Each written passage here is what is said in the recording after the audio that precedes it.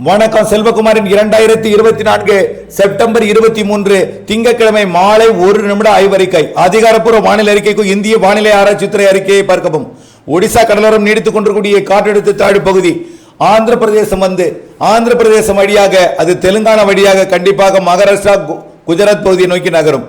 தற்பொழுது வடகடலோரத்தில் அதாவது அச்சிரப்பாக்கம் மற்றும் மாமல்லபுரம் சுற்றுவட்டார பகுதி, கல்பாக்கம் சுற்றுவட்டார பகுதி மழைப்பொழிவு தொடங்கி இருக்கிறது. கடலூர் மாவட்டத்திலும் ஒரு சில இடங்கள், அதே போல திருத்தணி உள்ளிட்ட திருவள்ளூர் மாவட்டத்திலும் மழைப்பொழிவு தொடங்கி இருக்கிறது.